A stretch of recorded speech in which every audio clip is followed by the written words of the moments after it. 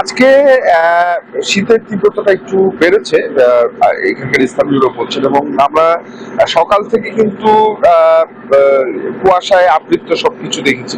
এখন কিন্তু সূর্য উঠছে, কিন্তু সূর্য উঠলেও কিন্তু কুয়াশার যে একটা আস্তরণ সেটা কিন্তু এখনো রয়ে গেছে পঞ্চগড়ের সব জায়গায়, এবং বিকেল থেকেই কিন্তু এই কুয়াশাটা শুরু হয় এবং রাত ব্যাপী এবং সকাল 9টা পর্যন্ত এই কুয়াশাটা মূলত বিরাজ করে। এবং শীতের যে তীব্রতা সেটাও কিন্তু বেড়ে যাওয়া শুরু করেছে এই জেলায়, যেহেতু এটা শীতের জেলা এবং হিমালয়ান হিমবাহ এই জেলার উপর দিয়ে প্রবাহিত হয়।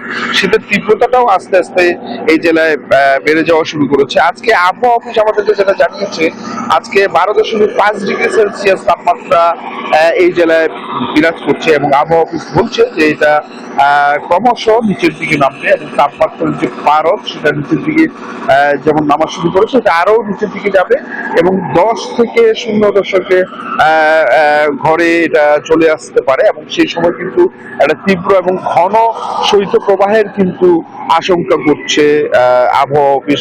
এবং সেক্ষেত্রে কিন্তু স্থানীয় যারা খেটে খাওয়া মানুষ তারা কিন্তু দুর্ভোগে পড়বে, এবং যদি শৈত্য প্রবাহ এসে যায় তাহলে কিন্তু সারাদিন সূর্যের মুখ দেখা যাবে না। সেক্ষেত্রে যারা খেটে খাওয়া মানুষ তাদেরকে দুর্ভোগে পড়তে হবে, এবং তাদের কিন্তু কাজের সীমারেখাও কমে যাবে। তো এই ছিল আমার কাছে সর্বশেষ।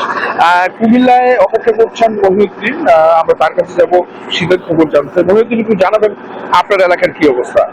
আপনি যেমনটি বলছিলেন যে কুমিল্লায়ও শীত আসার আগেই শীতের তীব্রতা বাড়ছে, এবং যার কারণে সকাল 7টা থেকেই কুমিল্লার যে তাপমাত্রা সেখানে 14 থেকে 15 ডিগ্রি সেলসিয়াস, এবং দুপুর নাগাদের পরেই কিন্তু বিকাল 5টা সূর্য অস্ত পর্যন্ত কিন্তু কুমিল্লায় সেখানে তাদের রোদের তীব্রতা দেখা দিয়েছে প্রায় 27 থেকে 28 ডিগ্রি সেলসিয়াস। তবে সকাল থেকে এবং সন্ধ্যা থেকেই সাধারণ মানুষ এখানে তাদের শীতের এই তীব্রতাকে কাটতে তারা গরম কাপড় খুঁজছেন, এবং বিশেষ করে যারা সাধারণ যে কৃষক রয়েছেন, খেটে খাওয়া মানুষ রয়েছেন, তারা কিন্তু এই শীতের যে তীব্রতা সেই তীব্রতা সহ্য না করতে পেরে তারা কিন্তু আসলে তাদের কাজে বিঘ্ন ঘটছে। পাশাপাশি এই কুমিল্লার এই তীব্রতা এবং শীতকে নিয়ে কিন্তু যারা শিশু এবং সাধারণ বয়োজ্যেষ্ঠ বৃদ্ধরা রয়েছেন তারাই মূলত আক্রান্ত হচ্ছেন, এবং হসপিটালে বিভিন্ন ঠান্ডাজনিত রোগে তারা সেখানে ভুগছেন। তো এই বিশেষ করে আসলে কুমিল্লার যতই পরিবেশ